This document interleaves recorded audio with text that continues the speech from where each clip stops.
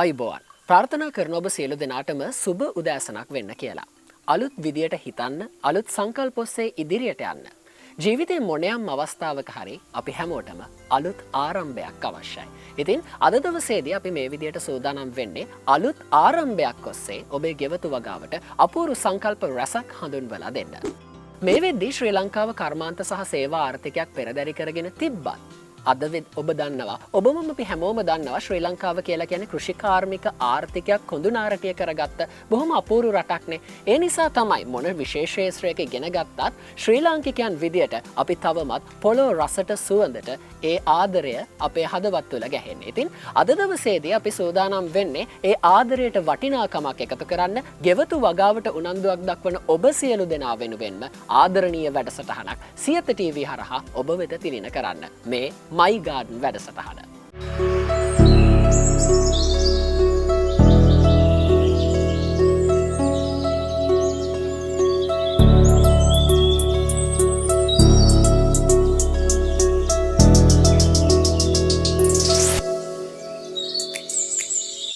මේ වැඩසටහන හරහා ඔබේ ගෙවතු වගාවේ දිනදා ජීවිතයේදී ඇතිවන ප්‍රශ්න ඒ විතරක් නෙවෙයි, සාර්ථකව ක්‍රමානුකූලව ගෙවත්තක් සැලසුම් කරගන්නේ කොහොමද? ඔබ නොදන්නා දෙයට අලුතින් දෙයක් එකතු කරන්න සහ ඔබේ දැනුම පොත වැඩි දියුණු කරන්න අපි කල්පනා කරනවා. ඉතින් අද දවසේදී අපේ පළවෙනි වැඩසටහන සඳහා සියලුම කටයුතු සූදානම් වෙලා පවතින මොහොතක අවස්ථාවක හොඳම වෙලාවේ හොඳම පුද්ගලයින් දෙදෙනෙක් අපි අපේ සාකච්ඡාවට එකතු පහදු කරගත්තා. ඒ තමයි ශ්‍රී ලංකා වයඹ විශ්වවිද්‍යාලයේ කෘෂිකර්ම සහ වැවිලි කළමනාකරණ පීඨයේ උද්‍යාන විද්‍යාව සහ භූමි අලංකරණ අධ්‍යනාංශයේ ජ්‍යෙෂ්ඨ කතිකාචාර්ය ආචාර්ය විශ්වජිත් කන්දේගම මැතිතුමන්ව අපි බොහොම ආදරෙන් ආයුබෝවන් කියලා දවසේ වැඩසටහනට පිළිගන්නවා. ඒ වගේම ජාතික ඉංජිනේරු පර්යේෂණ හා සංවර්ධන මධ්‍යස්ථානයේ ඉංජිනේරු සුනිල් වැලිවිට මහතාවත් අපි බොහොම ආදරෙන් ආයුබෝවන් කියලා අද දවසේදී වැඩසටහනට එකතු පහදු කරගන්නවා. මුලින්ම අපේ ජ්‍යෙෂ්ඨ කතිකාචාර්ය ආචාර්ය විශ්වජිත් කන්දේගම මැතිතුමන්ට යමු වෙන්න කැමතියි. අපි මේ ගෙවතු වගාවක් ගැන කතා කරනවානේ. අපි ගෙවතු වගාවට මේ වෙද්දී COVID-19 තත්ත්වයක් එක්ක බොහෝ දුරට යමු වෙලා තියෙනවා. මොකද අපිට අපි ගැන හිතන්න, අපි දිහා හැරිලා බලන්න අවස්ථාවක් මේ හරහා ලැබුණානේ. ඒත් එක්කම තමන්ගේ ගෙවත්තට ගිහිල්ලා ඒ ආස්වාදය විඳ ගන්න, තමන්ගේ අතින්ම බීජයක් භෝගයක් පැල කරන ඒ වටිනාකමට අපි දැන් හුරු වෙලා ඉන්නේ. එතකොට මම දැනගන්නට කැමතියි ආචාර්යතුමනි ඔබතුමන්ගෙන් ප්‍රථමයෙන්ම ශ්‍රී ලංකාවේ ගෙවතු වගාව එතරම් ප්‍රචලිත නැත්තේ ඇයි? ශ්‍රී ලංකාවේ ගෙවතු වගාව ප්‍රචලිත නොවන්න විශේෂ හේතු කීපයක් තියෙනවා. ඒකට හේතුව තමයි ප්‍රධාන වශයෙන්ම ගෙවතු වගාව අපිට අලුත් දෙයක් නෙමෙයි. මේක ඉතාම පැරණි ක්‍රමයක්, පවත්වගෙන ආපු කලක් තිස්සේ අපේ මුතුන් මිත්තන්ගේ ඉඳන් පවත්වගෙන යන ක්‍රමයක්. උදාහරණයක් හැටියට හරිත විප්ලවය පටන් ගන්න කාලේ වෙනකම්ම අපේ රටේ ගෙවතු වගාව කියන්නේ ඊටාම ජන ජීවිතයට, ගෘහ ජීවිතයට සම්බන්ධ වෙච්ච දෙයක්. නමුත් හරිත විප්ලවයෙන් පස්සේ කෘෂි කර්මය, කෘෂි කර්මාන්තය ව්‍යාපාරයක් බවට පත් වෙන්න ගත්තා. එතෙන් පටන් කෘෂි කර්මාන්තය තිබුණු ජන ජීවිතය සහ සාමාන්‍ය මිනිසුන් අතරින් ඈත් වෙන්න පටන් ගත්තා. කෙසේ වෙතත් ඒත් එක්කම කෘෂි කර්මාන්තයට තව අලුත් හඳුන්වා දීම් කරන්නට පටන් ගත්තා. උදාහරණයක් හැටියට නව භෝග වර්ග, දියුණු කරපු භෝග වර්ග, කෘෂි රසායනික වර්ග, මේ සියලු දේවල් ඇතුල් වුණා. ඒවල ප්‍රතිඵලයක් හැටියට අපි සාධාරණව හිතලා බැලුවොත් අස්වැන්න වැඩි වුණා, ඒක ඇත්ත. එතකොට ඒ හරහා මිනිස්සු සාමාන්‍යයෙන් ගෙවතු වගාවෙන් ඈත් වෙන්න උත්සාහ කරා. කෙසේ වෙතත් ඒ කාලයක් තිස්සේ වෙච්ච වෙනසේ ප්‍රතිඵලයක් හැටියට දැන් අපිට ඒකේ වැරදි එහෙම නැත්නම් අතුරු ප්‍රතිඵල අත්විඳින්න වෙලා තියෙනවා. උදාහරණයක් හැටියට අපිට මෙතෙක් නොතිබුණු යම් යම් බෝ නොවන රෝග වර්ග දැන් අපේ රටේ ඉතාම ප්‍රචලිතයි. උදාහරණයක් හැටියට අපිට බොහෝ රෝග වර්ග කියන්න පුළුවන්. දැනට තියෙන වකුගඩු රෝගය ඒකට හොඳම නිදසුනක්.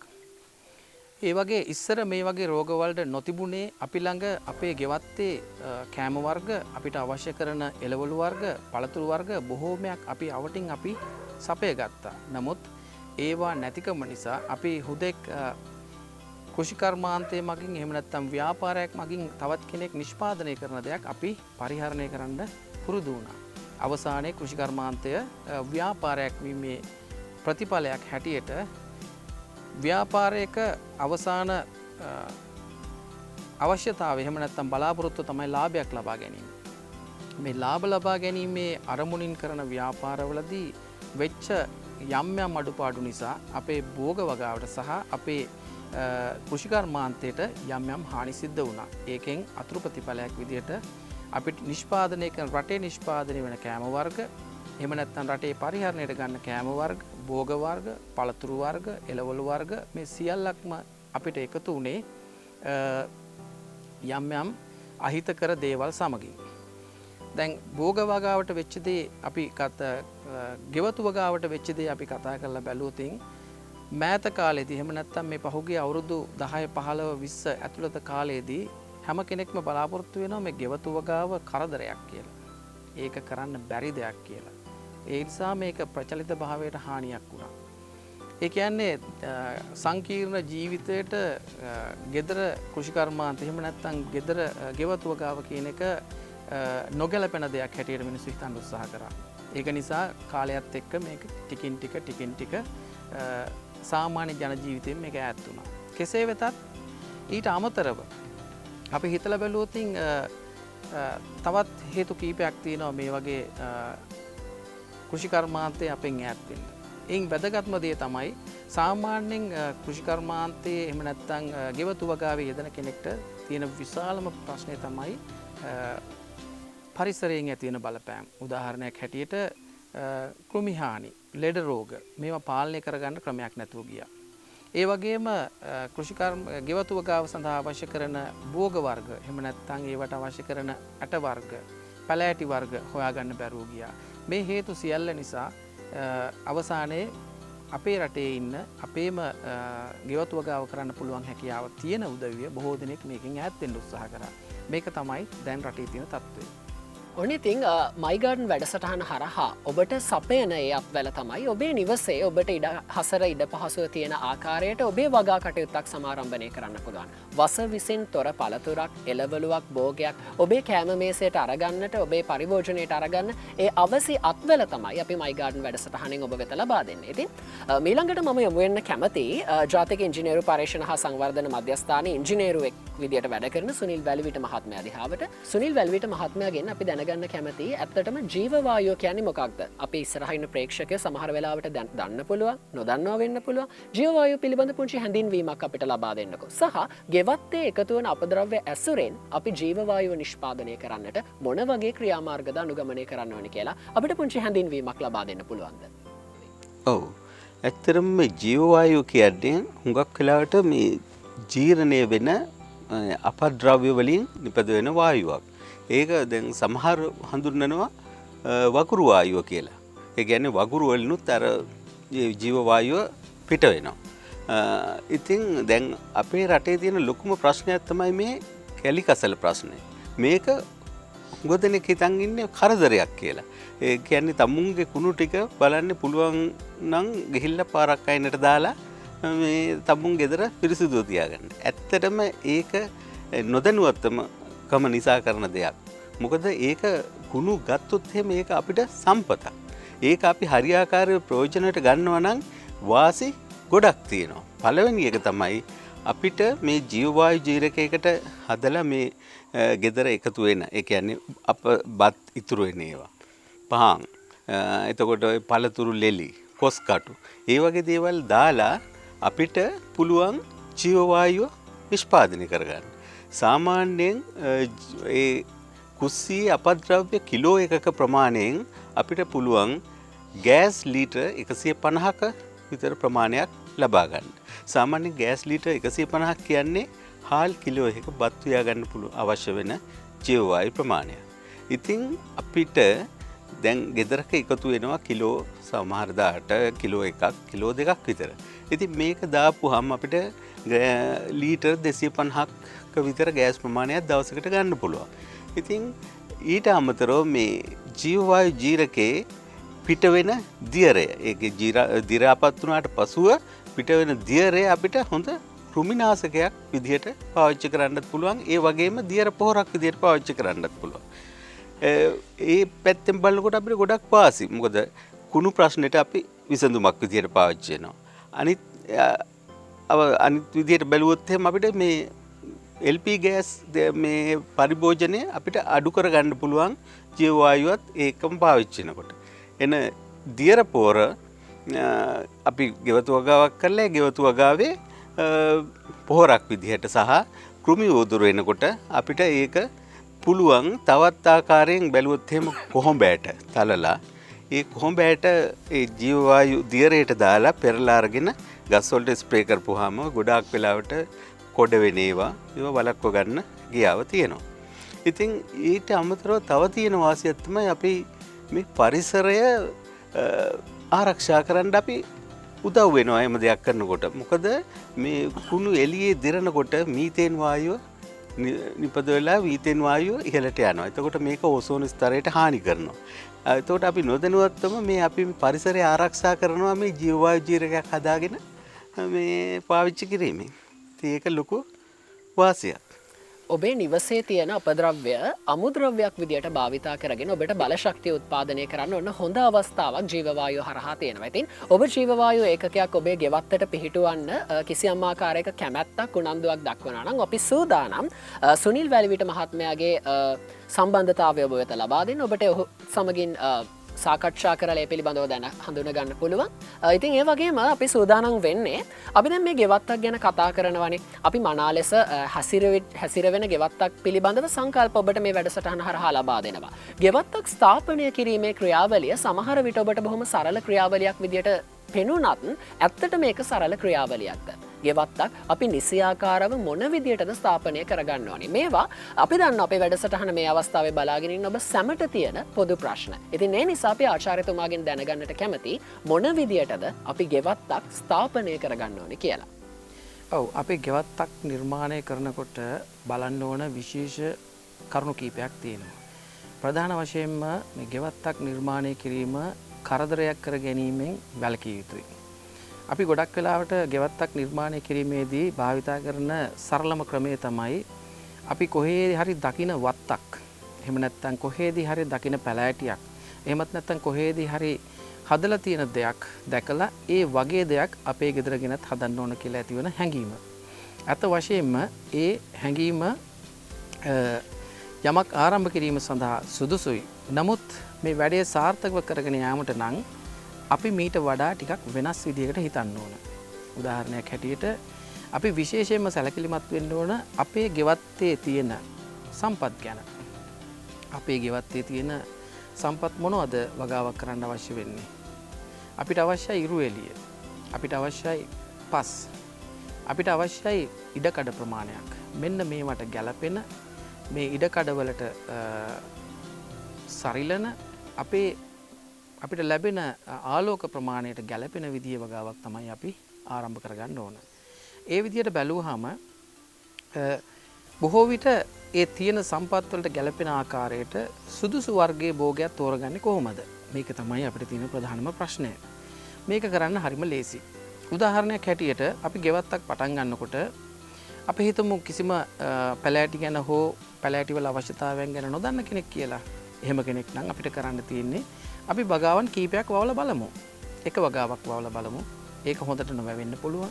තව වගාවක් වවලා බලමු. ඒක හොඳට වැවෙන්න පුළුවන්. ඊට පස්සේ අපිට වගාවන් ක්‍රමයෙන් ක්‍රමයට දියුණු කරලා බලන්න පුළුවන්. ඇති කරලා බලන්න පුළුවන් මොන වගේ වගාවල්ද ඔබේ පරිසරයේ වැවෙන්නේ. අන්න ඒ වලින් අපි වැඩේ පටන් ගත්තොත් අපි අර ඉස්සෙල්ලා කතා කරා වගේ තියෙන අපිට තියෙන ප්‍රශ්න වලින් ගොඩක් මිදෙන්නට පුළුවන්. උදාහරණයක් හැටියට කෘමි හානි වලින් වළක්ව ගන්නට පුළුවන්. එතකොට අපිට තියෙන පරිසරයේ තියෙන සම්පත් පරිහරණයට කරන්න පුළුවන්. ඒ වගේම ගෙදර වත්තේ හැදෙන කොම්පෝස්ට් එහෙම නැත්නම් බයෝගෑස් යුනිට් එකක් කරා ඉතුරු වෙන අපද්‍රව්‍යයක් එහෙමත් නැත්නම් වෙනමම ගෙදර ඉතුරු වෙන කැලි කසල වලින් කොළ රොඩු වලින් තෝරගෙන හදා ගන්න කොම්පෝස්ට් එකක් අපිට පාවිච්චි කරන්න පුළුවන්. අන්න ඒ විදිහට වත්ත තමන්ගේ ගෙවත්තේ තියෙන සම්පත් උපයෝගී කරගනිමින් ඒ වත්තට ගැළපෙන වර්ගයේ භෝග වගාවන් තෝරගනිමින් තමන්ට කරදරයක් නොවන ප්‍රමාණයට වගාව ඇති කර ගැනීම තමයි ප්‍රධානම දේ. ඒ විදිහට කරගෙන ගියාම ඒ වගාව තමන්ගේ විනෝදාංශයක් බවට පත් වෙනවා. එහෙම නැත්තම් වෙන්නේ වගාව තමන්ට කරදරයක් වෙනවා. වගාව තමන්ට කරදරයක් වුණොත් ඒකේ තියෙන ඊළඟ ප්‍රශ්නේ තමයි මේක අපිට කරගෙන යෑමේ හැකියාව අමාරුයි. කරදරයි මේක වදයක් ඒක නිසා මේකෙන් අයින් වෙන්න ඕන කියන මානසිකත්වයෙන් අද බොහෝ දෙනෙක් ගෙවතු වගාවෙන් අයින් වෙච්චා ඉන්නවා. නමුත් මම අර ඉස්සෙල්ලා කිව්වා වගේ අපි විශේෂ කරුණු ටික සලකලා බැලුවාම අපි මොනවටද කැමති? අපිට වවන්න පුළුවන් මොනවද? අපේ වත්තේ තියෙන සම්පත් මොනවද? අන්න ඒ ටික තීරුම් අරගෙන ඊටාම සුළු ප්‍රමාණයෙන් පැල 2ක් 3ක් කමක් නැහැ.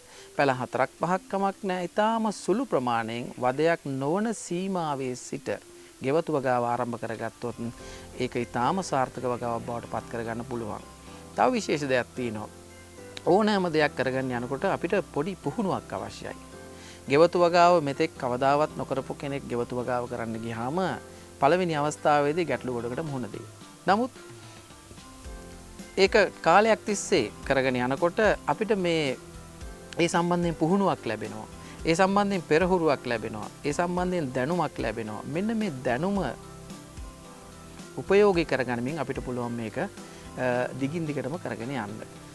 ඒ විදිහට වැඩ කරගෙන යනකොට Tamanට යම්කිසි ගැටලුවක් ආවොත් ඒ සම්බන්ධයෙන් අපිට උදව් කරන්නත් පුළුවන්. අපේ විශ්වවිද්‍යාලවල ඒ වගේම වෙනත් ආයතනවල අපේ විශ්වවිද්‍යාලවල ඉගෙන ගන්න ළමයින්ට එහෙම නැත්නම් ආචාර්ය මණ්ඩල වලට මේ සම්බන්ධයෙන් තියෙන තොරතුරු අපිට දැනුම් දුන්නොත් අපිට පුළුවන් ඒ හරහා යම්කිසි උපදේශන සේවාවක් තුලින් මොබයිල් ඇප් එකක් හරහා වෙන්න පුළුවන්. එහෙම නැත්නම් ටෙලිෆෝන් කෝල් එකක් හරහා වෙන්න පුළුවන්. ඊමේල් එකක් හරහා වෙන්න පුළුවන්.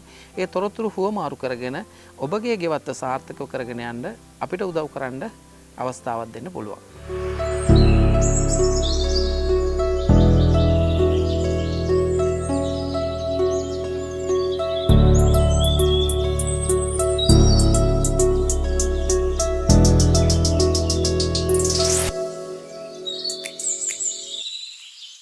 ඉතින් ආචාර්යතුමා කිව්වා වගේ ඔබ ඔබේ ගෙවත්ත සැලසුම් කරද්දී ඔබ කොහේ හරි දැක්ක ලස්සන ගෙවත්තක් ඔබේ ගෙවත්ත විදියට ආදර්ශනය කරගෙන එයම ඔබේ ගෙවත්තේ ප්‍රතිනිර්මාණය කරනවට වඩා ඔබේ ගෙවත්තේ තියෙන විභවයන් ඔබට තියෙන සම්පත් අවබෝධ කරගෙන මන අන්දමින් ගෙවත්ත නිර්මාණය කිරීමට නිර්මාණශීලී මනස ඔබ ඔබ තුළ ගොඩනගාගත යුතුයි. ඉතින් ඒක ඔබේ කුසලතාවයක් විදියටයි අපි දකින්නේ. ඉතින් ඒ කුසලතාවයට අත්වැලක් සපයන්න තමයි මේ වැඩසටහනේ නිරන්තරයෙන්ම කටයුතු කරන්නේ.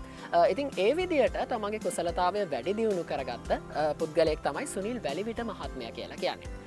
ඉංජිනේරු විද්‍යාව සහ කෘෂිකර්මය ඔබට හිතෙන්න පුළුවන් බොහොම පරස්පර විරෝධී ශේෂ්ත්‍ර දෙකක් කියලා.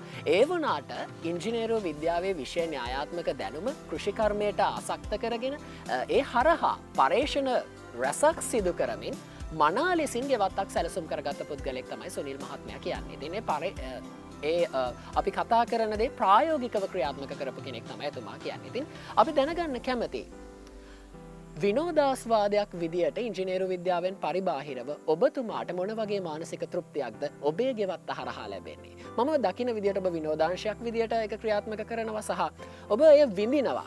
ගොවියෙක් විදියට මම කලින් ඔබත් එක්ක සාකච්ඡා කරද්දි මේ මගේ ගස් මේ මම වගා කරපු මේ මගේ වගාව. ඒ තෘප්තිය ඔබතුමාට මොන විදියටද දැනෙන්නේ සහ ඒ තෘප්තිය ඔබතුමා මොන විදියටද ජීවත් කරවන්න කියලා අපි දැනගන්න කැමතියි. ඔව්. ඇත්තටම තමුන්ට මේ ගෙවතු වගාව කියන එක විනෝදාංශයක් කරගත්තොත් ඒක මේ එක දිගට නවත්තන්න නැතුව කරන්න හිතෙනවා. මොකද හේතුව අපිට ඒකෙන් ලැබෙන ප්‍රතිලාභ වලට අමතරව මානසික තෘප්තිය ලැබෙන මානසික තෘප්තිය හරිම ඉහළයි. දැන් මම කරලා තියෙන්නේ දැන් මටත් ඇත්තම කාර්ය බහුලයි. ඒ වුණාට මං හවස් කාලේදී මගේ වගාව ගොඩාක් තියෙන්නේ මේ වහලේ මේ ස්ලැබ් එක උඩ. ඉතින් මේ රාත්‍රී කාලේ වුණත් මට ලයිට් දාගෙන වැඩ කරන්න පුළුවන්. ඒ හින්දා මට කාලය මං කළමනාකරණය කරගන්නවා කොහොම හරි කරන්න. ඉතින් මේකෙදි මම පටන් ගත්තේ ගොඩාක් දැන් මගේ සීයා හොඳ ගොවි මහත්තයෙක්. මම එයාගෙන් පොඩි කාලේ ඉඳන් එයා වගාව කරන හැටි දැක්කා. ඉතින් මම මට ලැබිච්ච ආభాසයෙන් මම ඒ පොඩි කාලේ ඉඳලම වගාවට හුරු වුණා.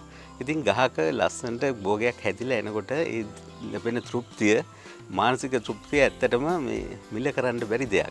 ඉතින් ඒ හේතු උඩ මම දිගටම මේ මට නිවාඩු තියෙන වෙලාවෙදී මම වගාව කරගෙන ගියා. ඊට පස්සේ මම රාජකාරියේදී ඉංජිනේරුවෙක් විදිහට වැඩ කරනකොට මට ලැබුණේ ජීව වායු සම්බන්ධ පර්යේෂණ කටයුතු. ඉතින් මම ඒක හරිම ආසාවෙන් කළා හේතුව මේක මට ගොවි තැනට සම්බන්ධ කරගන්න මේ බොහොම ලෙහෙසි.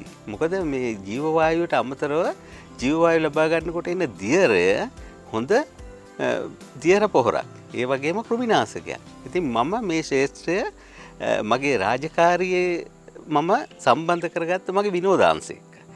එතකොට මේක මට ඉතා සාර්ථකව කරන්න පුළුවන් වුණා. මම ඉතින් මේ සෑහෙන්න පරිේශන මට්ටමින් එක එක භෝග වවලා මේ කොහොමද මේ භෝග මේ දේවල් වලට ප්‍රතිචාර දක්වන්න කියලා ඇත්තටම බැලුවා. මේ දියර පොහොරවල කෘමිනාශක ගුණය පාවිච්චි කරලා එන රෝග වළක්ව ගන්න.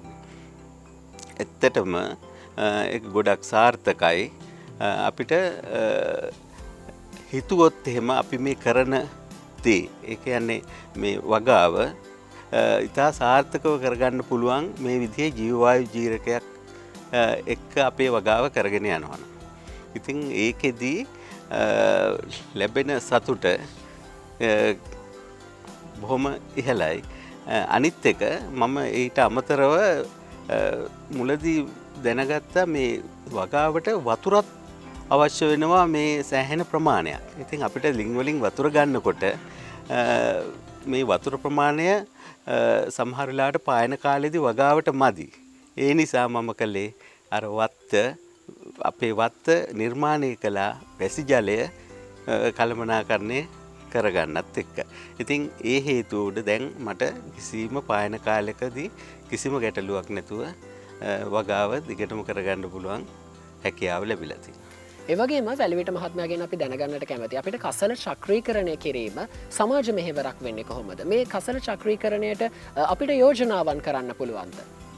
ඔව් ඇත්තටම දැන් මේ කසල අපිට ගෙදරක නම් පොඩි ප්‍රමාණයක් එකතු වෙන්නේ. ඒත් මේක ඔක්කොම නගරයට එකතු වුණාට පස්සේ ටොන් ගාණක් එකතු වෙනවා.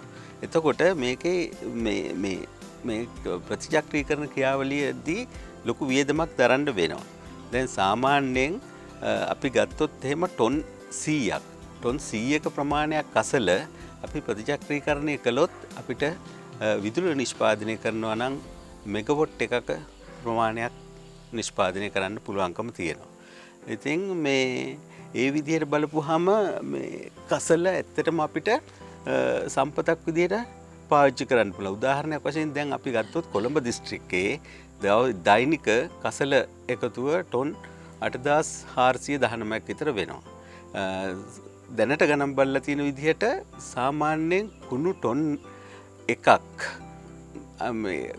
අරගෙන ගිහිල්ලා ඒ දාන තැන් වලට දාන්න වාහන ගාස්තුත් එක්ක බලපුවාම රුපියල් 5000ක විතර වියදමක් දරන්න වෙනවා. මේ විදිහට බැලුවොත් එහෙම ඔය ටොන් 8419ක් හැන්ඩල් කරන්න සමහර වෙලාවට රුපියල් 4 කෝටි 20 ලක්ෂයක් විතර ප්‍රමාණයකට වියදමක් දරන්න වෙනවා.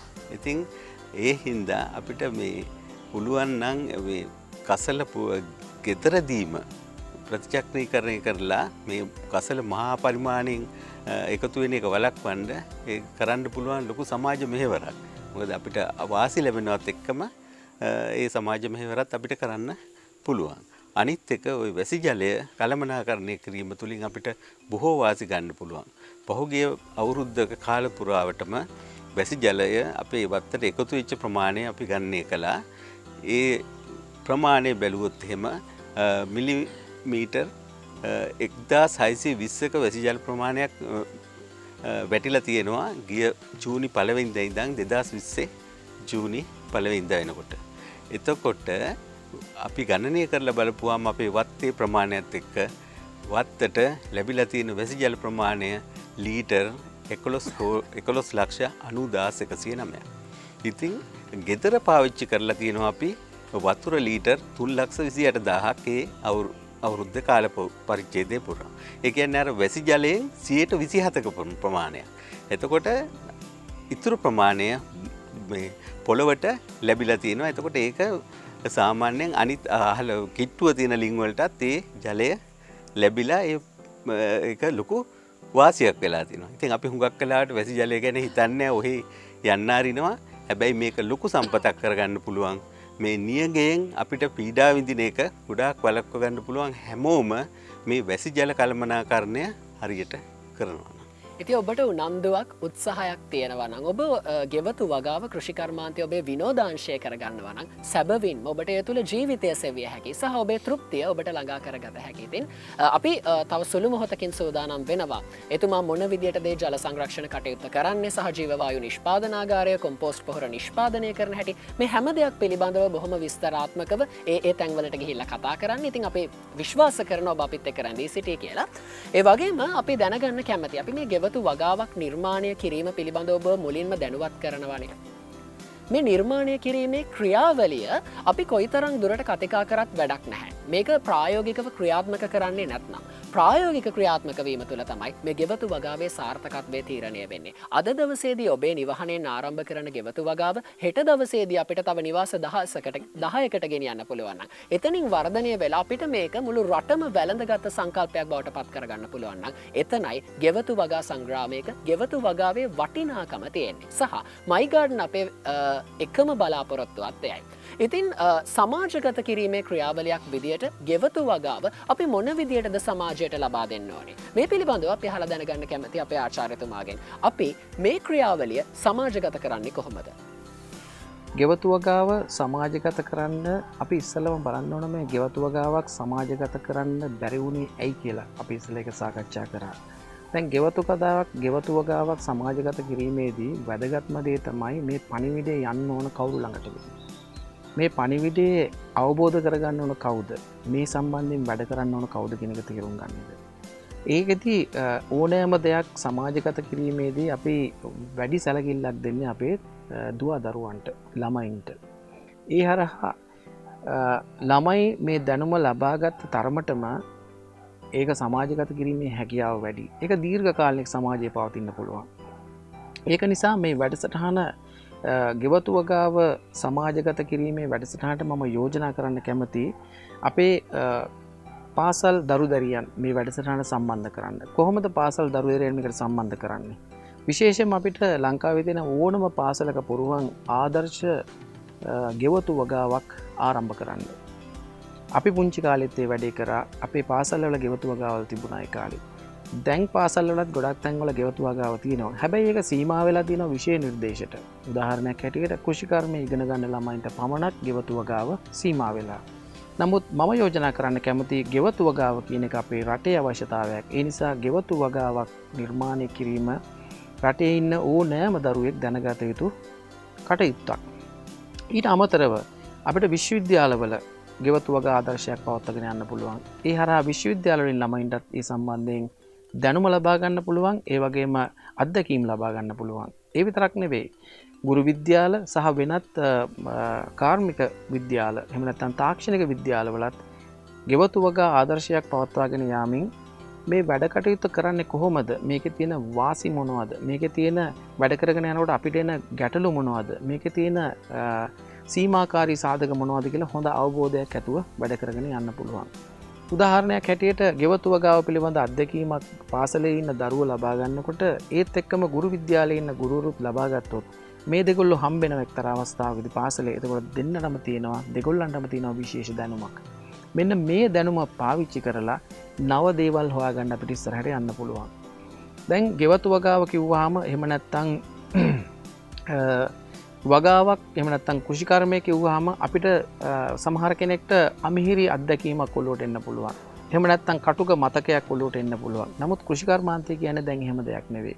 කෘෂිකර්මාන්තය එහෙම නැත්නම් ගෙවතු වගාව කියන්නේ ඉතාම තාක්ෂණයෙන් ඉහළ ක්‍රමවේද භාවිතා කරන වෘත්තියක්. ඒක අපිට ගෙදරදී පාවිච්චි කරන්න පුළුවන්. ඒ වගේම කෘෂිකර්මාන්තය දියුණු කරගත්තාම ඒකෙන් තමන්ට එහෙම නැත්නම් ගෙවතු වගාව දියුණු කරගත්තාම තමන්ට ගන්න පුළුවන් ප්‍රතිලාභ බොහෝමයක් තියෙනවා. අපි බොහොම සරලව කතා කරොත් අපිට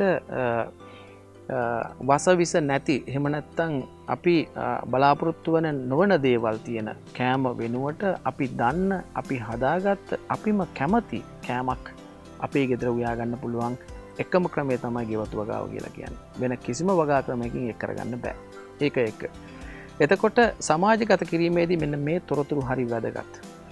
අනිත් එක තමයි ගෙවතු වගාව තුළ අපේ වැලිවිට මහත්මයා කතා කරා වගේ ගෙවතු වගාව කියලා කියන්නේ ගස් ටිකක් වවා ගන්න එක පමණක් නෙමෙයි. අපේ ගෙවත්තේ තියෙන සියලුම සම්පත් පරිහරණය කරන්න පුළුවන්.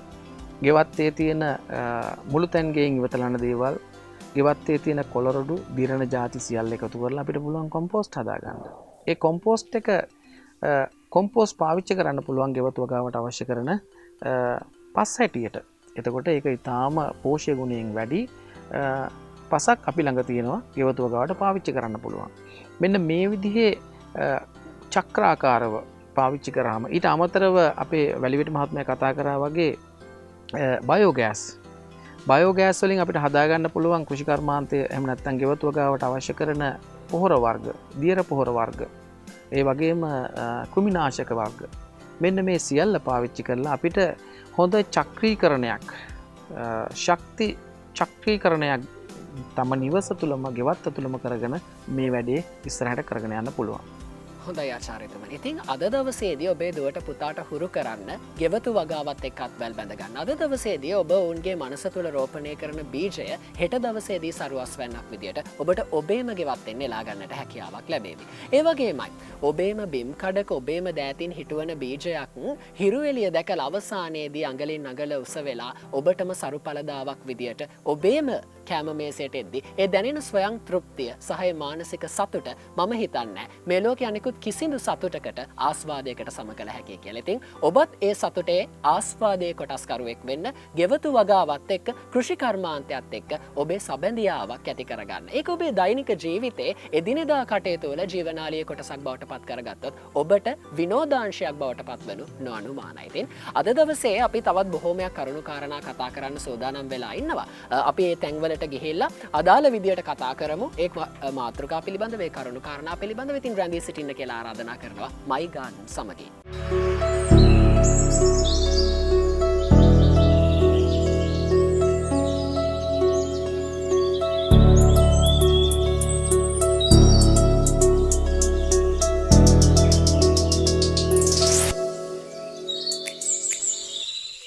මේ වන විට අපි රැඳී සිටින්නේ ඉංජිනේරු සුනිල් වැලිවිට මහත්මයාගේ ආදර්ශවත් ගෙවත්තේ, පරිසර හිතකාමී ගෙවත්තේ. ඔබට පේනවා ඇති ඔබේ මගේ ගෙවත්තට වඩා, ඔබ මම වගා කරන ගෙවත්තට වඩා සුනිල් වැලිවිට මහත්මයාගේ මේ ගෙවත්තේ බිම් සැකසීමේ පුංචි වෙනස්කමක් තියෙනවානේ. ඔබ අහලා තියෙනවානේ ශ්‍රී ලාංකිකයින් විදියට අපිට බොහොම හුරු පුරුදු කතාවක් තමයි පරාක්‍රම බහු රජුරෝ කියනවා. අහසින් වැටෙන එක දියපිඳකුදු ලෝකෝපකාරයකින් තොරව මුහුදට ගලා යාමට ඉඩ නොදෙමි කියලා. ඒ වගේ වැසි ජලය සංරක්ෂණය කරන බොහොම අපූර්ව ක්‍රමවේදයක් පර්යේෂණාත්මකව ආදර්ශනය කරන බොහොම සුන්දර ලස්සන ගෙවත්තක් මේක. අපි අහලා දැනගන්න කැමති කොයි විදියටද වැසි ජලය සංරක්ෂණය කරන්නේ සහ ඒ ඇසුරෙන් මොන විදියටද ආදර්ශවත් ගෙවත්තක ආදර්ශනයක් ඔබතුමා ඉංජිනේරුවරයෙක් විදියට ඉදිරිපත් කරන්නේ? ඔව්, ඇත්තටම ජලය කියන්නේ මනුෂ්‍යයාගේ සහ සත්වයාගේ ජීවනාලිය බඳු ජලය අපි අර පරිස්සමින් පාවිච්චි කරන්න ඕනේ. මොකද අද වෙනකොට දැන් ඉදිරියේදී ලෝකේ අපි බැලුවොත් එහෙම දවසක ජල පරිභෝජනය මුළු ලෝකෙම 115 කෝටි 50 ලක්ෂයක් ඝන මීටර් දවසකට. එතකොට ඒ වගේ විශාල ජල ප්‍රමාණයක් පාවිච්චි වෙනකොට අපිට මේ සාමාන්‍ය තියෙන ජල පෝෂක වලින් ගන්න ජල ප්‍රමාණය මදි. ඒ හින්දා අපි මේ වැසි ජලය කළමනාකරණය කිරීම ඉතාමත්ම වැදගත් ඉස්සරහට අපිට මේ ජල ප්‍රශ්නයට විසඳුමක් හොයාගන්නකොට. ඉතින් මම දැන් මේ අපේ ගෙවත්තේ කරලා තියෙන්නේ පුළුවන් තරම් මේ වත්තට වැටෙන ජලය සියල්ලක්ම වත්තේම පොළොවට උරා ගන්න විදිහට වත්ත සකස් කරලා තියෙනවා. ඒකෙදි කරන්නේ මේ පොල්ලෙලි වැටි අල්ලලා තියෙනවා. දැන් මෙතනින් මේ වැටෙන ජලය අතන තියෙන පොඩි වැවක් වගේ. එතෙන්ට ඒ ජලය ටික එකතු වෙනවා. ඊට පස්සේ දැන් මේ ප්‍රදේශයට වැටෙන ජලය මෙතනත් රැඳෙනවා යම්කිසි ප්‍රමාණයක්. ඊට වඩා ලොකු වැස්සක් ආපුවාම මෙතනින් ගේ ඉස්සරහින් ওই විදියට පහළට යනවා. ඒ විදියටම වැටි කීපයක් හදලා තියෙනවා වටේටම කොම්පෝස්ට් වල දක්වා. ඒතර අන්තිමටම යන්නේ කොම්පෝස්ට් වලට. ඒ කොම්පෝස්ට් වලට ගියාම එතනදී ඒ වතුර කොම්පෝස්ට් වලේම පොළොවට උරාගෙන මුළු වත්තෙම වතුර සම්පූර්ණයෙන්ම වහින වතුර ටික වත්තේ රැඳෙනවා. ඉතින් මේ සාමාන්‍යයෙන් මිලිමීටර් 100ක විතර වැස්සක් වැස්සම තමයි අර කොම්පෝස්ට් වලට වතුර යන්නේ. එතකම් මේ මග වතුර උරා ගන්නවා පොළොවට. සුනිල් මහත්මයා මට පුංචි ප්‍රශ්නයක් තියෙනවා. දැන් ඔබේ ගෙවත්තේ බිම් සැකැස්ම අනුව මෙවැනි සැකැස්මක් අපිට ක්‍රියාත්මක කරන්න පුළුවන් ජල සංරක්ෂණය වෙනුවෙන් ඕනෑම නාගරික ගෙවත්තකට ඔබට මේ ක්‍රමය යෝජනා කරන්න පුළුවන්. අපිට හැම ගෙවත්තකටම මෙවැනි ක්‍රමවේදයක් හරහා ජලය සංරක්ෂණය කරන සැලැස්මක් නිර්මාණය කරන්න පුළුවන්ද? ඇත්තටම පුළුවන්. ඒක වෙලා තියෙන්නේ දැන් සමහර පුද්ගලයින්ට පොල් ලෙලි හොයාගන්න අමාරුකමක් ඇති. ඒ අයට පුළුවන් ගඩොල් වලින් ලස්සනට මේ විදිහට බැම්මක් බැඳ ගන්න. එතකොට පුළුවන්. හැබැයි විශේෂයෙන්ම දැන් අලුත්ම ප්‍රවණතාවය තමයි ගොඩක් අය මේ බ්ලොග් ගල් අල්ලනවා. අල්ලලා මේ සාමාන්‍ය වත්ත ලස්සනට තියාගන්නවා. මේ එතකොට වෙන්නේ වැස්සහම සම්පූර්ණයෙන්ම අර වැහි වතුර ටික වැස්ස ඉවරනකොට වත්තෙන් එළියට ගිහිල්ලා ඉවරයි. ඉතින් ඒ පොළොවට උරා ගන්න අවස්ථාවක් නැහැ. දැන් අපේ වත්තේ කරන්නේ ඒකේ අනිත් පැත්ත. ඒ කියන්නේ වැටෙන සියලුම වතුර පොළොවට උරා ගන්න විදියට සකස් කරලා තියෙනවා. දැන් ඒ අයටත් පුළුවන් සම්පූර්ණයෙන්ම මේ විදිහ ආකාරයට කියන්නේ ඉඩම කුඩා වෙන්න පුළුවන්, ලොකු වෙන්න පුළුවන්. තමුන්ට සුදුසු ආකාරයට අලංකාරයක් එක්වන ආකාරයට වත්තට ඒ සැකස්ම හදාගන්න. ඕනම ගෙවත්තකට බිම් සැකස්ම කියන්නේ බොහොම තීරණාත්මක සාධකයක්. පිහිටි පොළොවේ ස්වභාවික සැකස්ම අනුව ඔන්න ඔබටත් පුළුවන් ඔබේ ගෙවත්ත ලස්සන කරගන්න, ඔබේ ගෙවත්තට වැඩෙන ජලය සංරක්ෂණය කරගෙන සඵලදායී විදියට කොම්පෝස්ට් නිෂ්පාදනයට ඒ සැලැස්ම භාවිතා කරන්න. ඉතින් ඔබට පුංචි ආරාධනයක් ඒ භාවිතා කිරීම වෙනුවෙන්.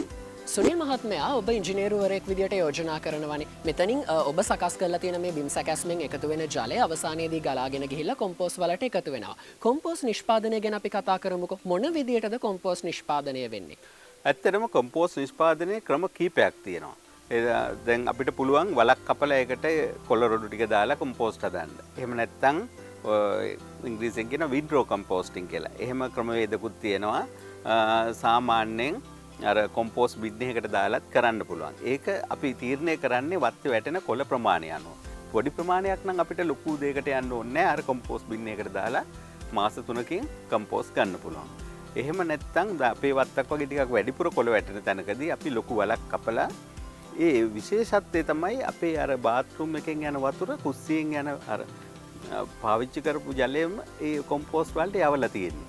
එතකොට විශේෂත්වය තමයි අර කොළ දිරීමට ඒක බොහොම උපකාරී වෙනවා. අනිත් එක වටපිටාව තියෙන ලොකු ගස්වල මුල් ගිහිල්ලා අර පොහොර සාරය ඇද ගැනීම වළක්වනවා. ඒකට හේතුව අර මුල් යනකොටම අර වතුර තියෙන හින්දා ඒ මුල් කුණු වෙනවා.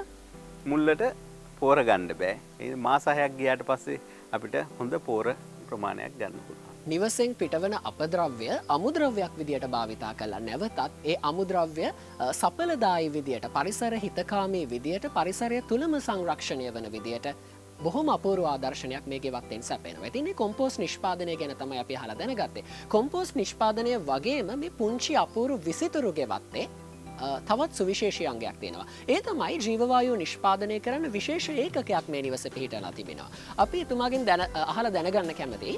සුනිල් මහත්මයා අපද්‍රව්‍ය අමුද්‍රව්‍යයක් විදියට භාවිතා කරගෙන සඵලදායී විදියට පරිභෝජනය කරන්න, බලශක්ති උත්පාදනයක් සිදු කරන්න මොන විදියටද ඔබේ ගෙවත්තේ ඔබ ජීවවායු ඒකකය පිහිටවලා තියෙන්නේ පිළිබඳව පුංචි අදහසක් දෙන්න බලාගෙන ඉන්න ප්‍රේක්ෂකයෝ කැමති ඇති. ඔව්.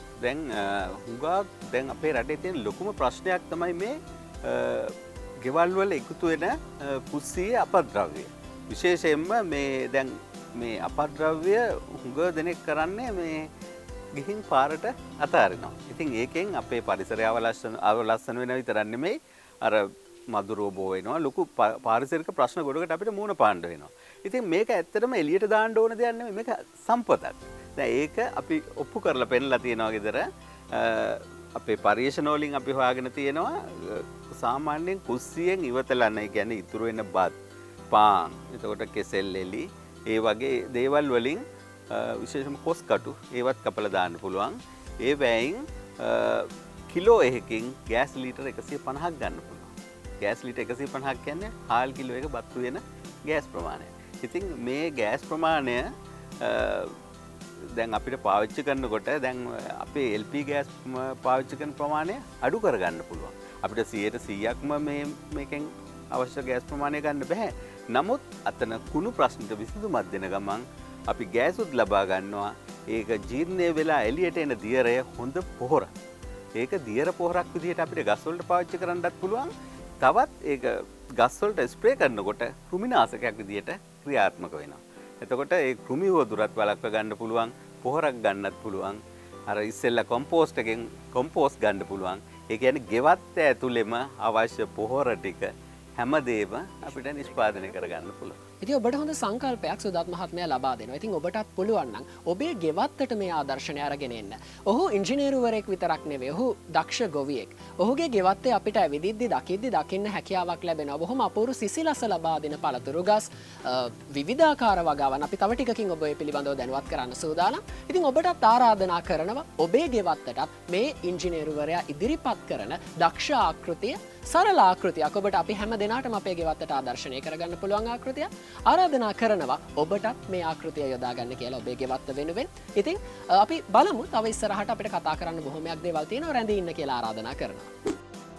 මේ වෙලාවේ අපිත් එක්ක සම්බන්ධ වෙනවා ශ්‍රී ලංකා වයඹ විශ්වවිද්‍යාලයේ කෘෂිකර්ම සහ වැවිලි කළමනාකරණ පීඨයේ උද්‍යාන විද්‍යාව සහ භූමි අලංකරණ අධ්‍යයන අංශයේ කතිකාචාර්ය ආචාර්ය විශ්වජිත් කන්දේගම මැතිතුමා. ඉතින් අපි පල්ලෙහා බොහොම ආදර්ශමත් ගෙවත්තක් දිහා බැලුවානේ. අපි කතා කරා ජීව වායු නිෂ්පාදනය ගැන කතා කරා, කොම්පෝස්ට් පොහොර නිෂ්පාදනය ගැන කතා කරා.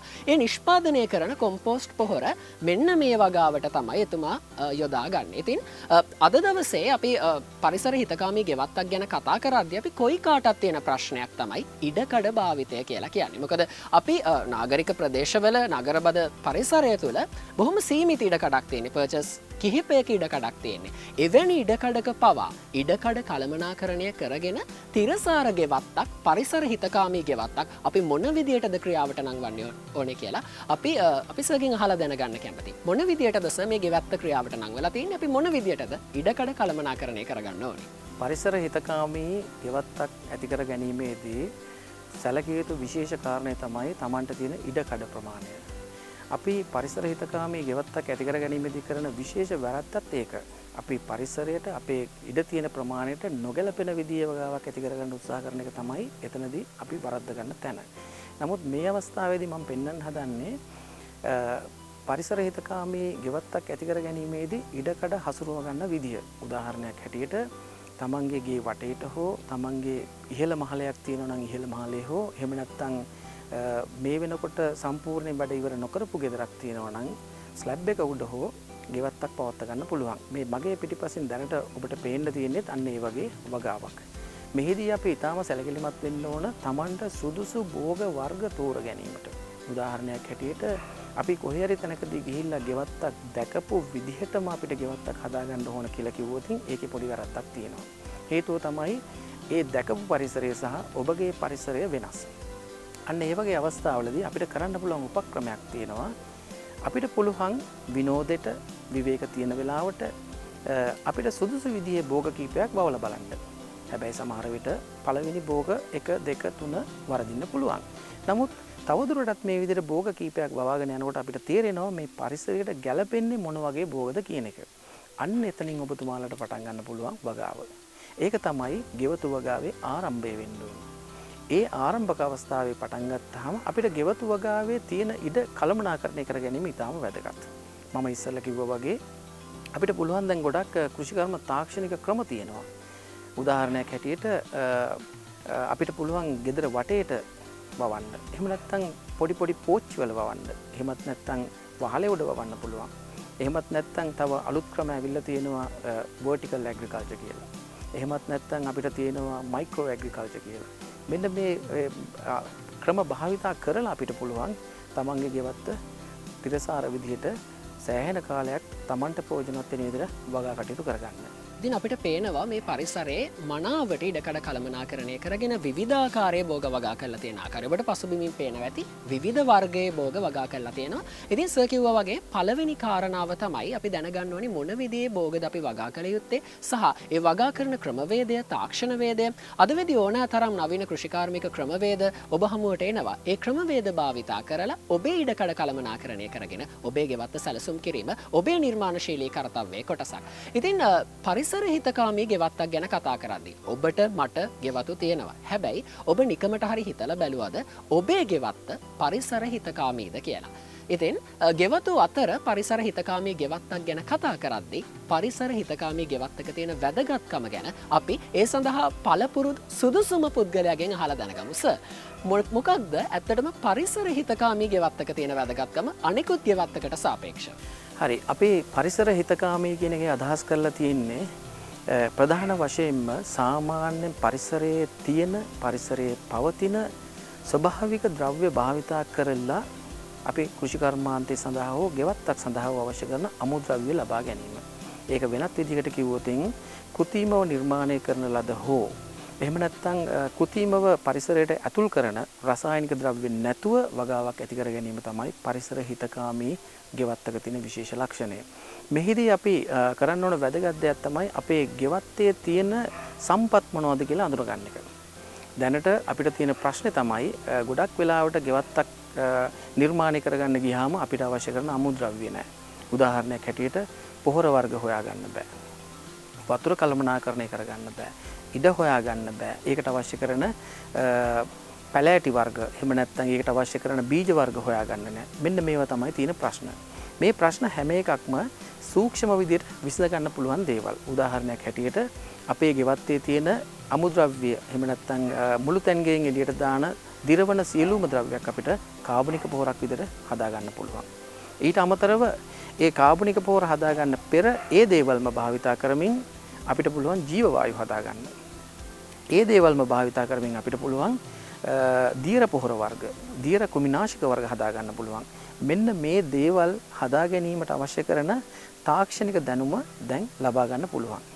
ඒ දේවල් ලබා ගත්තාම අපිට ඊටාම පහසුවෙන් ඊටාම අඩු වියදමකින් තිරසාර ගෙවත්තක් නිර්මාණය කරගන්න එක ඊටාම පහසු වැඩක්.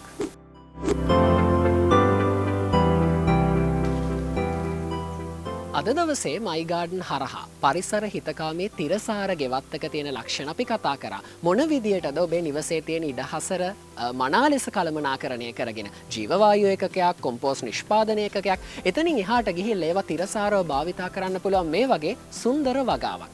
මේ හැම දෙයකින්ම සමලංකృత ගෙවත්තක් ඔබට තිලින කරන ආකාරය, ඔබට නිර්මාණය කරන ආකාරය පිළිබඳ හොඳ සංකල්පයක් ඔබට ලබා දුන්නා කියලා අපි විශ්වාස කරනවා. ඒ තෘප්තිය පළවෙනි වැඩසටහනින්ම අපිට තියෙනවා. ඉතින් අපි විශ්වාස කරනවා මේ නිර්මාණාත්මක සංකල්පය ඔබ ඔබටත් ආසක්ත කරගෙන ඔබේ ගෙවත්තත් මේ වගේ සුන්දර ගෙවත්තක් බවට පත් කරයි කියලා. ඉතින් අද දවසේ අපේ පළවෙනි වැඩසටහනෙන්ම ඔබට වටිනා කියන බොහෝමයක් දේවල් මයි ගාඩන් තුලින් ඔබට ලබා දුන්න තෘප්තිය අපේ හදවතේ කෙලවරක තියෙනවා. ඉතින් අපි අදට ගිහින් එන්නම්. හැබැයි ඊළඟ සතියේදීත් මේ වෙලාවටම සුපුරුදු ලෙන්ගතුකමින් ඔබ හමු වන සුන්දර බලාපොරොත්තුවත් එක්ක. ඉතින් හීන දකින්න, හීන පසුපස හඹා යන්න ඔබටත් පුළුවන් වෙයි. ඔබේ හීනය සාක්ෂාත් කරගන්න හෙට දවසක ආදරයෙන් සතුටින් hina වෙන්න. අපි ගිහින් එන්නම්. ඔබට සුබ සතියක්.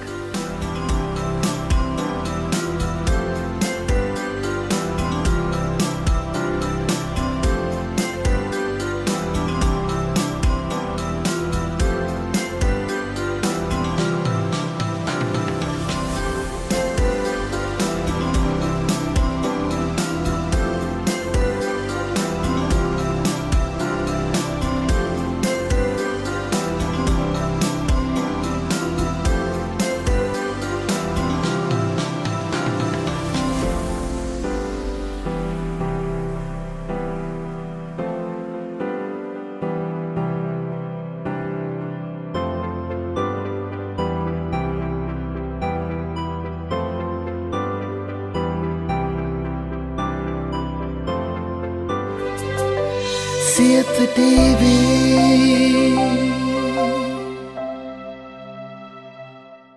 දිනපතා අලුත් වීඩියෝ සහ ප්‍රවෘත්ති නැරඹීමට ඉහත බටන් එක ක්ලික් කර සියත TV සබ්ස්ක්‍රයිබ් කරන්න.